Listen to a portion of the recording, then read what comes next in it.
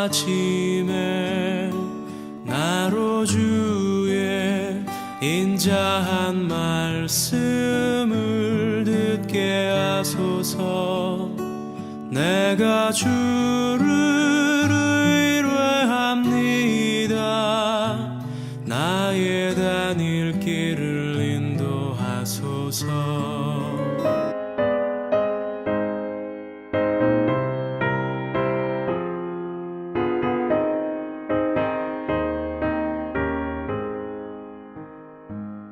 주여 지난 밤 내 꿈에 베었으니 그 꿈 이루어 주옵소서. 밤과 아침에 계시로 보여주사 항상 은혜를 주옵소서. 나의 놀라운 꿈 정녕 장차 그 은혜 받을 표나들려니 나의 놀라운 꿈 정녕 이루어져 주님 얼굴을 배우리라. 마음 외롭고 아파서 낙심될 때 내게 소망을 주셨으며 내가 영광의 주님을 바라보니 앞길 환하게 보이도다. 나의 놀라운 꿈 정녕 남이 끼는 장차 큰 은혜 받을 표나들려니 나의 놀라운 꿈 정녕 이루어져 주님 얼굴을 배우리라.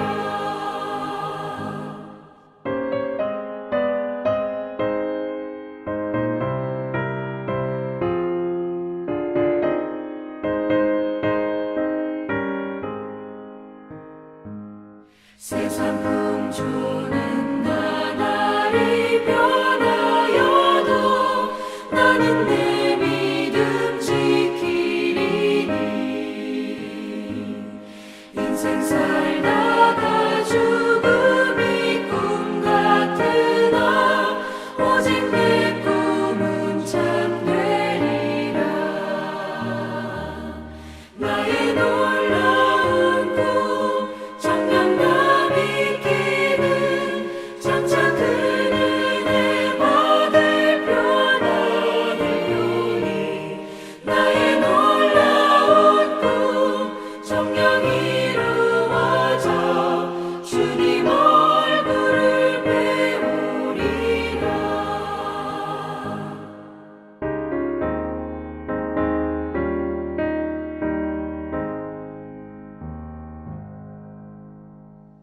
새벽 묵상에 오신 여러분들을 주님의 이름으로 환영하고 축복합니다. 오늘도 주님께서 주시는 은혜와 평강이 여러분들의 삶 가운데에 가득 넘치시기를 주님의 이름으로 기도드립니다. 오늘 함께 나눌 하나님의 말씀은 창세기 41장 38절에서 45절까지의 말씀입니다. 바로가 그의 신하들에게 이르되 이와 같이 하나님의 영에 감동된 사람을 우리가 어찌 찾을 수 있으리요 하고 요셉에게 이르되 하나님이 이 모든 것을 내게 보이셨으니 너와 같이 명철하고 지혜 있는 자가 없도다. 너는 내 집을 다스리라. 내 백성이 다 내 명령에 복종하리니 내가 너보다 높은 것은 내 왕좌뿐이니라. 바로가 또 요셉에게 이르되 내가 너를 애굽 온 땅의 총리가 되게 하노라 하고 자기의 인장 반지를 빼어 요셉의 손에 끼우고 그에게 세마포 옷을 입히고 금 사슬을 목에 걸고 자기에게 있는 버금 수레에 그를 태우매 무리가 그의 앞에서 소리 지르기를 엎드리라 하더라. 바로가 그에게 애굽 전국을 총리로 다스리게 하였더라. 바로가 요셉에게 이르되 나는 바로라. 애굽 온 땅에서 네 허락이 없이는 수족을 놀릴 자가 없으리라 하고 그가 요셉의 이름을 사브낫 바네아라 하고 또 온의 제사장 보디베라의 딸 아스낫을 그에게 주어 아내로 삼게 하니라. 요셉이 나가 애굽 온 땅을 순찰하니라. 페르시아를 다스리던 키루스 황제는 제국은 권력이 아닌 사람에 의해 세워진다는 철학을 가지고 나라를 통치했다고 합니다. 페르시아의 황제인 키루스는 구약성서에는 고레스라는 이름으로 나온 인물입니다. 그에게는 인재 등용에 있어서 세 가지의 원칙이 있었다고 합니다. 첫 번째는 독실한 신앙심을 가진 사람이어야 했습니다. 독실한 신앙심을 가진 사람은 다른 이들과 비교해 보았을 때에 절제심이 강하고 도덕적인 기준이 높다고 그는 보았기 때문에 이러한 사람을 인재 등용의 첫 번째 원칙으로 삼았다고 합니다. 두 번째 원칙은 자제심이 강한 사람입니다. 자제심은 보이지 않는 곳에서조차도 자기 스스로를 삼갈 줄 아는 그러한 삶입니다. 특별히 자제심은 머리가 좋은, 인지 능력이 좋은 그런 사람들보다도 훨씬 더 나은 사람으로 그는 생각을 했다고 합니다. 정치인들 혹은 권력을 가진 사람들이 자제심이 강해야 하는 이유는 돈이나 또 권력이나 여러 가지 것들에 의해서 무너지기에 쉬운 그러한 위치에 있었기 때문에 자제심을 더 많이 요구했었다라고 합니다. 인재동용의 세 번째 원칙은 탁월함을 발휘하기 위해서 노력하는 사람입니다. 이러한 사람들은 자신에게 맡겨진 일뿐만 아니라 맡겨지지 않은 일에도 최선을 다하려고 애를 쓰는 그런 사람입니다. 각자 맡은 분야에서 탁월함을 유지하고 자신에 대해서 가치 있는 사람이라고 여길 줄 아는 그러한 사람을 인재로 발탁을 했다라고 하는 거죠. 여러분들에게는 이 세 가지의 원칙 가운데에 몇 가지가 해당이 된다고 생각을 하십니까? 저희들은 계속해서 요셉의 일대기에 대해서 살펴보고 있습니다. 요셉을 보면 이 세 가지의 원칙들이 그에게 다 해당이 된다라는 생각을 해보게 됩니다. 여러분들도 아시다시피 보디발 장군의 집에 있었을 때에 이 장군은 요셉을 볼 때 이런 이야기를 했지요. 여호와께서 그와 함께 하심을 보았다. 얼마나 신앙심이 두텁고 얼마나 절제심이 강하고 얼마나 도덕적인 삶을 살았으면 하나님을 알지 못했던 이 이방인 보디발 장군조차도 요셉을 볼 때마다 여호와께서 그와 함께 하심을 보았다. 신앙심이 두터운 사람임을 그가 알았다라고 하는 것입니다. 보디발 장군의 아내의 끈질긴 유혹에도 불구하고 요셉은 자제심이 강했던 그러한 사람이었음을 우리가 생각해 볼 수가 있겠습니다. 특별히 그의 위대함은 보이지 않는 곳에서도 언행과 몸가짐을 바르게 했었던 사람이라는 것입니다. 눈 한번 찔끔 감으면 될지도 모른다라는 생각을 사람들은 할 수도 있겠지만 요셉은 그렇게 하지 않았다라고 하는 것입니다.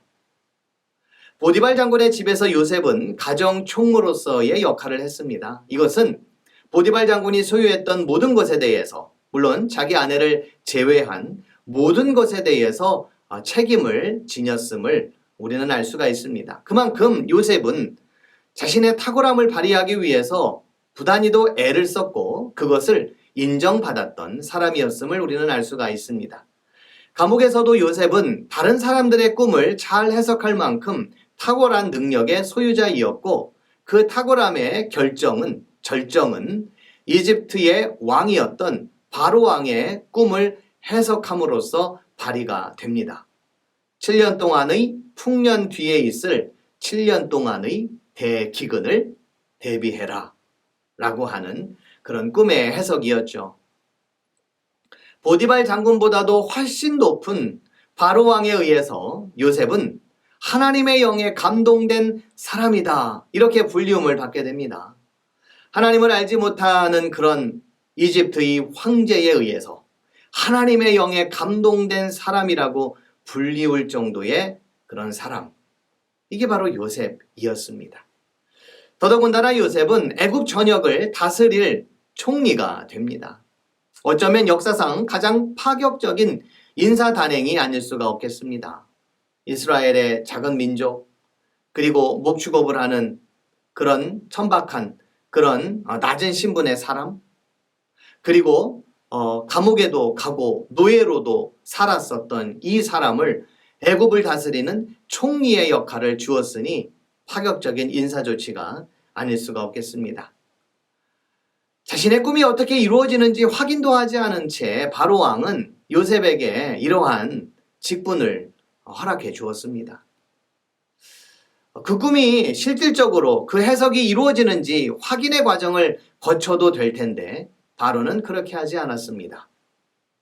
어쩌면 요셉의 말이라면 내가 100% 확신하겠다라는 확신이 그에게 들었기 때문인지도 모르겠습니다. 너의 말이라면, 너에게 말씀해 주시는 하나님의 말씀이라면, 만약 그가 하나님께서 너에게 말씀한 것이라면 나 역시도 믿겠다. 이러한 생각을 우리가 갖게 됩니다. 요셉 한 사람이 일국의 왕의 마음까지도 움직이는 영향력 있는 사람이 되었음을 우리는 살펴볼 수가 있습니다. 여러분, 이것이 가능한 이유가 어디에 있다고 보십니까? 요셉이 예전에 좋은 꿈을 꾸었기 때문에 그렇다고 생각을 하십니까? 물론 그 꿈도 작용을 했겠지요. 그러나 요셉의 진정한 꿈은 하나님이 그에게 무엇을 하기를 원하시는가라는 이러한 말씀에 대한 꿈, 이러한 말씀에 대한 비전을 그가 늘 지니고 있었기 때문 아닐까요? 만약 요셉이 어릴 적 꾸었던 그 꿈 하나로만 살았다면, 남들이 자신에게 절하는 그러한 생각만 가지고 그가 살았다면 그가 수많은 환난과 고난과 어려움들을 어떻게 이겨낼 수가 있었겠습니까? 그 꿈이 진짜가 아니었구나. 그것은 그저 여러 개의 꿈 가운데의 하나였구나. 이런 생각을 하지 않았겠습니까? 그러나 요셉은 그 꿈을 하나님이 그에게 무엇을 하기를 원하시는가라는 이러한 말씀을 덧붙여서 평생을 살았던 그런 사람이었습니다. 그렇기에 꿈이 이루어지기 전에 당하는 억울한 고난과 시험과 배신과 원망, 이러한 것들에도 불구하고 하나님이 무엇을 위해 지금의 이 상황을 있게 했는지 그는 생각을 했었고, 그리고 그 뜻을 찾고자 부단히도 애를 썼기에 그는 이러한 어려운 상황에도 불구하고 이 모든 것들을 감내할 수가 있었다라고 하는 점입니다. 바로의 꿈에 대해서 요셉이 뭐라고 말하는지 아십니까? 바로의 꿈은 하나라. 하나님이 그가 하실 일을 바로에게 보이심이라. 하나님이 그가 하실 일을 바로에게 보이심이라 라고 그는 말하고 있습니다. 마치 요셉의 최고의 관심사는 뭐냐면 하나님께서 하실 일이다라는 겁니다. 인생을 살면서 가장 중요하게 생각하고 가장 근본적으로 우리가 생각하며 살아야 할 것은 하나님께서 하실 일이 무엇인가, 여기에 관심을 갖는 것입니다. 그것이 나를 통해서든 너를 통해서든 우리를 통해서든 하나님만이, 그 하나님만이 가장 큰 관심사가 되어야 한다는 것을 요셉은 우리에게 말씀해 주고 있습니다. 인생에 좋은 날도 있고 또 많은 것을 거두어 드릴 날도 있지만 안타까운 날도 있고 아무것도 거두지 못하는 그러한 기근과 같은 날들이 우리에게 있을지라도 하나님께서 하실 일이 무엇일까? 하나님께서 우리에게 원하시는 일은 과연 무엇일까라고 하는 거시적인 안목을 가지고 지금의 상황들을 살필 줄 알아야 한다는 것입니다.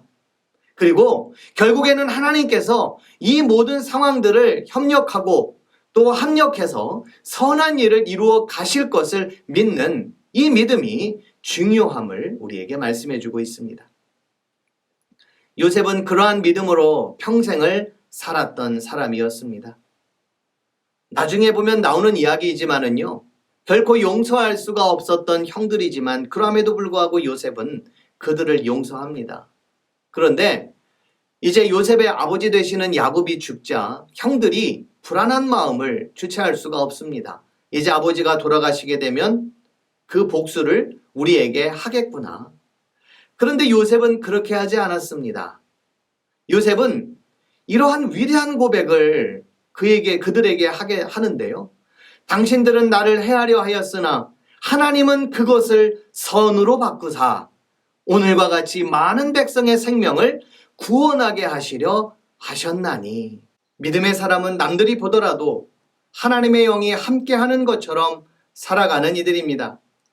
믿음의 사람은 매사에 하나님이 원하는 것이 무엇인지를 고민하고 살피고 이루어 드리려고 애를 쓰는 이들입니다. 아울러 하나님께서 원하시는 일을 이루려 하실 때에는 선한 것이나 악한 것이나 좋은 일이나 싫은 일이나 인간이 판단하는 그 어떤 기준에 하나님이 갇혀 있는 것이 아니라 이 모든 것들을 사용하시고 이 모든 것들을 협력하여 선을 이루시는 하나님이심을 믿는 이들입니다. 나의 일생을 통해, 나의 가정을 통해, 내가 감당하고 있는 일들을 통해, 배움의 교회와 명지대학교를 통해 하나님께서 하실 일이 무엇인지를 꿈꾸고 그 하나님께서 원하시는 일은 생명을 구원하는 것임을 우리가 알아 이 위대한 역사에 우리를 통하여 일하실 수 있도록 우리가 하나님의 아름다운 도구가 될 수 있도록 꿈을 꾸고 살아가시는 배움의 교회 모든 성도님들이 되시기를 주님의 이름으로 기도드립니다. 하나님의 선하신 역사 가운데에 우리가 서 있음을 고백합니다. 하나님의 위대한 역사에 꿈을 꾸고 믿음으로 살아가는 저희들이 될 수 있도록 주님 도와 주시옵소서. 하나님의 나라를 세우고 또 하나님의 교회를 섬기고 또 하나님께서 가서 섬기라라고 하신 이 세상 가운데에서 주님이 주시는 꿈과 비전을 품고 살아가는 이들 될 수 있도록 주님 도와주시고 요셉처럼 신앙심이 더욱더 두터워지고 요셉처럼 더욱더 하나님의 위대하신 꿈을 꾸고 요셉처럼 협력하여 선을 이루시는 하나님의 그 이끄심 가운데에 살아가는 저희 모두가 될 수 있도록 주님 도와주시옵소서. 감사드리며 예수님의 이름으로 기도드립니다. 아멘.